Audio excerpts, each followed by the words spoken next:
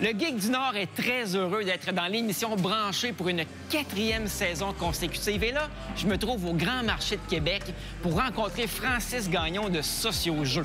Socio-Jeux, ce n'est pas seulement une boutique où les acheteurs peuvent se procurer des jeux de société, mais c'est aussi un service d'animation interactif. Et Francis Gagnon va nous parler de tous ses projets, et ils sont nombreux.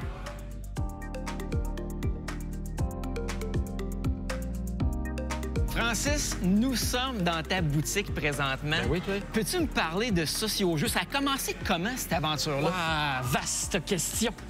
Pourquoi? J'ai commencé ça aux îles de la Madeleine. Oh! Il faut tout le temps commencer ça sur une île quelque part. J'ai Des fois, ça se finit sur une île, des fois. Ah oui, si. Alors, ça va se finir là-bas aussi. En fait, j'ai commencé ça aux îles parce que c'est là que j'ai fait ma recherche pour essayer de comprendre un peu d'où pouvaient venir tous ces jeux-là modernes. J'ai découvert ça à peu près les années 2000. OK. Puis en faisant ma recherche, en même temps, j'ai trouvé un site Internet qui s'appelait Jeux Soc. OK. Et c'est un journaliste, dans le fond, ludique, qui critiquait les jeux. Puis là, j'ai fait comme, wow, OK, les critiques, les jeux. Oh mon Dieu, il y a des festivals. Ah, il faisait le tour. J'ai découvert plein d'affaires par l'entremise de son organisme. Et même, j'ai même trouvé le nom de mon entreprise en faisant un switch de mots. Parce que j'aimais pas Jeux Soc. Je trouvais ça bizarre. Ben oui, il y a une connotation un peu Bizarre. étrangère. Ouais. OK, jeu de société, j'ai compris, mais il me semble que c'est bizarre. Fait que là, moi, j'ai fait comme, semble ce socio-jeu, ça sonnerait mieux. Puis là, j'ai fait comme, OK, moi, je pourrais faire quoi avec socio-jeu? Qu'est-ce que je veux faire avec socio? Qu'est-ce que j'aime faire? Puis j'étais un placoteux, je sais que j'étais bon là-dedans, j'aimais ça m'amuser, j'aimais ça jaser avec le monde. C'est un verbomoteur. Finalement, fait que là, je me suis lancé dans l'animation. Puis là-bas, il y avait une boutique de jeux aux îles, parce qu'il n'y avait pas le choix, l'hiver, c'est long. Ouais. Et Ouais. aux îles de la Madeleine, quand je suis rentré dans la boutique, il y avait un beau plateau de jeux Blocus géant. Ah, OK. J'avais aucune idée c'était quoi. Puis j'ai fait, qu'est-ce que c'est ça? C'est quoi ce jeu-là? Puis pourquoi il est géant? Puis là, en revenant à Québec, en revenant au Lac-Saint-Jean, je me suis mis à travailler dans quelques boutiques, à me promener un peu partout dans Renaud-Bré, puis à acheter tous ces jeux-là géants que je pouvais voir, OK. à les rassembler. J'ai lancé une entreprise qui fait de l'animation. Mais c'est ça, tu fais de l'animation, mais parle-moi de ça, justement. Tu t'animes quoi, puis où? Écoute, ça, c'est vaste parce que je me suis aperçu que les besoins d'animation sont très pluriels, qui vont dans toutes sortes de divertissements, toutes sortes d'endroits. Mettons, je peux aller pour les entreprises, devant les parties de bureau, OK. les festivals, OK. évidemment, les écoles, les institutions, les bibliothèques, les Les maisons de jeunes? Les maisons de jeunes aussi. Je suis allé souvent aux maisons de jeunes, OK. effectivement. Partout. J'allais même animer pour une grève. C'est ça. Mais là, quelqu'un qui voudrait recourir à tes services d'animation, il y a une entreprise, il veut faire une activité entre les employés, par exemple. Comment il peut t'approcher? Non, simplement, on a un site web, on peut faire une demande de devis directement sur ce site web. OK. On rentre les informations là-dessus. L'adresse, c'est quoi? Sociojeux.com. Sociojeux.com, OK. Tout est là-dessus. L'information sur nos concepts d'animation. OK. On a à peu près une dizaine de concepts d'animation. Fait que, on peut faire même des trucs de casino, si on veut. Là. On les demande de gens qui veulent faire du casino, mais on va pas juste faire 1 ou 2 jeux. On va arriver avec une flopée de jeux dans la thématique de casino, puis on va s'installer comme une animation, sauf que là, le client il veut juste des jeux de hasard, mais on va proposer une flopée de jeux de hasard. Fait que c'est assez vaste, dans le fond. Et là, non seulement tu fais ce service d'animation, mais tu as aussi une boutique dans laquelle tu fais essayer des jeux. Ouais, ça, c'est arrivé avec la COVID. Avec la COVID, j'animais plus du tout. Ben oui. Puis là, moi, j'avais des entrepôts. Je collaborais avec les centres d'achat. OK. J'avais des entrepôts gratuits, puis j'animais dans les centres d'achat. OK. Puis avant, j'avais d'autres entrepôts. Mais tu sais, j'étais pas connu du grand public. J'étais connu des gens qui organisaient des événements. Je comprends. Mais là, avec la COVID, c'était plus possible. Là. Ils m'ont foutu dehors. ouais. J'ai fait, OK, c'est une crise, c'est une opportunité. Trouvons une porte de sortie. J'ai commencé à faire des appels. T'es en mode solution. Oui, j'étais pas le choix. Là. Fait que je vais pas m'emmerder pendant plusieurs années. Il faut que je trouve quelque chose. Et en faisant des appels au domaine Mézeray, au Grand Marché, le Grand Marché m'a rappelé en premier. Puis eux autres ont fait comme, tu peux t'installer, on te charge rien. Et puis, en plus, tu peux vendre des jeux. Wow. Installe-toi pour le thé, puis on va voir, on avisera après. J'ai fait comme, hey, c'est ça que je veux. Fait que je me suis installé juste là, à l'extérieur, dans le kiosque. Puis j'ai commencé à animer des jeux dehors avec 20 personnes maximum dehors. Mais tout le monde était dehors, tout le monde s'emmerdait, tout le monde voulait des jeux. Ben oui. Fait que dès que je vendais des jeux, j'animais des jeux, je vendais des jeux dans ma petite boutique dehors. J'ai fait ça tout l'été, jusqu'à octobre, il a commencé à faire fret. Puis le Grand Marché, mais il avait déjà réfléchi à ça, puis ils m'ont proposé un local. Fait que je me suis installé. Et là, rapidement, donc, les gens qui viennent ici peuvent essayer un jeu, tu vas leur expliquer, puis si ça les intéresse, ils peuvent l'acheter directement dans ta boutique. Là. C'est en plein ça. Fait que là, on a plein d'offres. On peut jouer, on peut louer, puis on peut acheter. Fait que jouer sur place, louer les jeux, c'est-à-dire qu'on loue les jeux qui sont ici, les gens partent avec pour 2 semaines. Fait que c'est 2 jeux maximum, 2 semaines, ils vont laisser à la maison. Fait que l'avantage, c'est que les jeux sur place, on explique les règles, on apprend les jeux.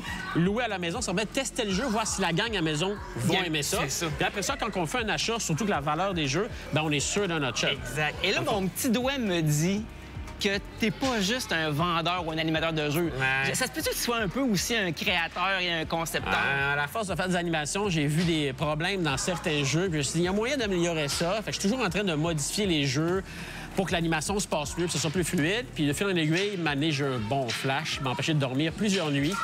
Je vais te montrer ça. Et là, on va aller voir ça? Yes! Yes!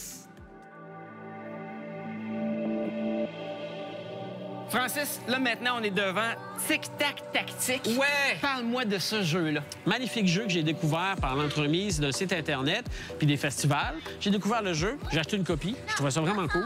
Et en découvrant le jeu, je me suis mis à l'utiliser dans mes animations et ça marchait bien. Les gens se sont mis à acheter le jeu et là, l'auteur m'a contacté et il m'a dit, coudonc, tu vends donc bien des jeux de mon jeu. L'auteur, c'est pas un Québécois, là. Non, le jeu vient du Pays de Galles. Quand je l'ai acheté, il est arrivé par avion. Du Pays de Galles. Ouais. Le monsieur s'appelle Andy Francis, puis il s'est mis à vendre des jeux plus au Canada que lui-même en vendant en Angleterre. Grâce à tes animations. Ben oui. Fait que de fil en aiguille, le monsieur, avec toute sa parenté, m'a proposé, dans le fond, de peut-être reprendre le jeu parce que lui, il était 86 ans quand même. OK. Puis c'est vraiment un designer, dans le fond. Il designait des produits. Il t'a comme légué ça. Ben là, c'est une longue histoire, mais là, je suis le chef propriétaire des moules, des billes, des collants, de toute la forme pour mettre en marché ce jeu-là. Mais là, j'aimerais que tu m'expliques en quoi ça consiste, Tic-Tac Tactique. Alors, c'est un jeu d'adresse qui mélange, dans le fond, le pool avec le tic-tac-toe. Tout simplement, les billes vont rouler sur le pourtour, frapper contre le cogneur, qui joue le rôle un peu d'une baguette de billard. Je comprends. Ça permet de diriger la bille comme s'il y avait une baguette imaginaire. La bille, ce qu'on veut, c'est la placer ou même déplacer d'autres billes avec. Le premier qui fait un alignement de comme un tic-tac-toe, comme ça ici, et voilà, bien, capture une bille adverse. Fait que la noire vient de donner sa bille, et le premier capture 5 billes de l'autre, bien, il gagne la partie. Fait que c'est beaucoup un jeu d'adresse et de dextérité. C'est ça, adresse, dextérité, légèrement un petit peu de tactique aussi. Et là, on va aller voir tes propres créations maintenant. Ouais, parfait. Ça s'appelle le passe-trap. Passe-trap. Puis malheureusement, qui existe depuis longtemps, tu me disais. Oui, ça existe depuis 20 ans. Là. Puis le problème avec ce jeu-là, c'est que je suis trop bon. Explique-moi ça. Là. On va pas t'expliquer, on va jouer. On va jouer. Tu vas comprendre tout de suite quel est le problème. Vas-y. Tu joues de ton côté, tu vas prendre un palais, tu vas mettre tes doigts dessus, tu recules l'élastique et tu relâches. C'est bien, il a presque passé. Là, maintenant, on va jouer rapidement. OK. Puis même ce palais-là, tu peux le mettre en avant pour être sûr que tu as tout accès à tes palais. Là. OK. Donc, t'es prêt? Oui. C'est parti. OK, fait que c'est celui qui en a le plus de son bord, là. En fait, l'inverse, c'est le premier qui en a plus de son bord. Qui en a le plus de son bord. Ben ouais. Là, ta fin approche. Ta fin approche, on va finir ça. On est voilà. Ça va trop vite. Oui, c'est la mort. Puis là, moi, je me suis un peu emmerdé. Toi, tu dis, coudonc, c'est sûr que je perds. Alors, pour régler ce problème-là, j'ai conçu celui-là. Et c'est quoi la différence? Ben regarde. Oh, wow! La muraille se déplace. Se déplace. Donc, quand je gagne, mettons que je viens de gagner, là, puis on joue, ben là, je pousse le mur vers toi. Résultat, ta distance à toi rapetisse, la distance à moi automatiquement. Donc, c'est plus difficile pour toi parce que tu as une plus grande distance à parcourir. C'est ça. Fait que là, on joue, puis là, ben, je rush un peu plus parce que je fatigue. À peine plus. Oui, effectivement. Mais ça veut dire que là, je continue ma réflexion. Et là, j'ai fait, OK, il y a une autre affaire qu'on peut faire pour améliorer le jeu. Et c'est quoi? Bien, c'est qu'à chaque manche, quand que je gagne, mettons que j'ai encore gagné, bien, je mets un palais de côté ici. J'en mets un deuxième parce que là, je déplace le mur d'une deuxième fois. Et là, moi, je vais encore jouer avec 5 palais parce que les palais que j'ai pris, c'est les tiens. Donc là, j'ai 5 palais contre 3 contre un mur encore plus proche de toi.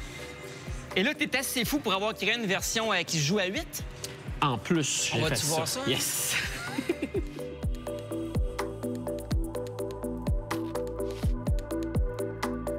Francis, c'est ta version qui peut jouer jusqu'à 8 joueurs. Oui. Comment ça marche, vite? Écoute, c'est simple. On a une équipe en diagonale comme ça ici contre une équipe ici. Parce qu'on a des trappes ici. Fait que nécessairement, si j'envoie ça par là, les 2 joueurs envoient ça par là, bien, on est ensemble. Parfait. Simplement. Puis là, pour gagner, au lieu d'avoir juste un espace à vider, il faut vider cet espace-là en même temps que cet espace-là. Et là, ça se joue à chacun à 3 palets. On commence avec 3 palets, puis à 4 joueurs, on peut jouer comme ça, tout simplement dans le coin, en gérant 2 élastiques. Quand on est à plus que joueurs, bien, on partage un espace avec un coéquipier qui est en fait notre pire ennemi parce qu'il se coordonne pas, qu'il nous sauve. Là, c'est très, très, très drôle. Ça doit l'être. Hein? Oui, là, il y a même des règles où est-ce qu'on peut changer de poste, puis ainsi de suite. Quand il y a plein de façons de jouer. J'ai fait plein de variantes. Super, hey, merci. Plaisir.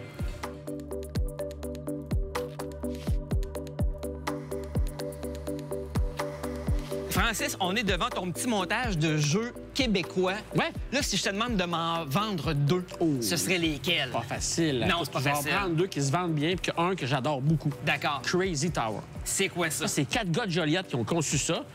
Et puis, je le vends beaucoup à des touristes, je le vends partout. C'est comme un Jenga, OK, mélangé avec le Tetris puis Blocus. Là, ma tête veut exploser. Ah, c'est vraiment chouette. Tu vas monter une tour. Puis l'avantage par rapport au Jenga, c'est que la tour de Jenga, une fois qu'elle est tombée, personne n'a envie de la remonter. Effectivement. Lui, ça part qu'il n'y a pas de tour. Puis on construit la tour. Fait que quand elle tombe, on recommence tout de suite. C'est pas grave. Fait que c'est vraiment très cool. Donc, d'habilité aussi, pas mal. Tactique, stratégie, habilité, juste assez, juste un beau mélange. J'en ai même plein de versions géantes. Fait que j'adore animer ce jeu-là en version géante. C'est vraiment cool. Ça doit être drôle quand ça tombe en géant. Ah oui, c'est magnifique. Mais ça fait pas tant de bruit que ça parce que les pièces sont en mousse. Ah, tant mieux. Ça fait pas mal non plus sur les surfaces à la tête. Fait que mon deuxième choix, oui, Lintou. OK. J'ai pas le choix, là. Faut quand même que je fasse un petit clin d'œil à ce jeu-là. Pourquoi? Parce qu'il est bon, premièrement. OK. Parce qu'il est beau. Puis c'est un trivia, dans le fond, avec mélangé avec un petit jeu de réflexion, de déduction, quasiment un quiz énigme, si on veut. Là. OK. Et on installe toutes les cartes sur la table. Il y en a 50. Il faut réussir à placer les 50 indices moins 1. Parce que à la fin, si tu as réussi à placer tous tes indices, la dernière carte, tu la compares avec une clé. Si ça fonctionne, tu as tout bien placé. Sinon, il y a des erreurs. Fait que là, il faut que tu réfléchisses, il faut que tu fasses de la déduction. Cet indice-là devrait être sur cette image-là, celle-là, ici. Non, ça devrait être ça. Oh non, recommence tout, je suis tout mélangé. Il y a 5 niveaux. C'est vraiment cool. Fait que je le vends beaucoup aux touristes, je le vends aux familles, je le vends à tout le monde. Puis en plus, ben, faut que je le dise, c'est un jeu qui a été conçu par mon propre frère. Ben oui. Hein, oui, par la gang du Randolph. Fait que là, le jeu, c'est dans la famille chez vous. Pas le choix. Eh oui. Francis, un énorme merci de nous avoir accueillis chez toi, chez Socio Jeux. Ben, c'est chez moi qui me remercie. J'apprécie beaucoup la visite.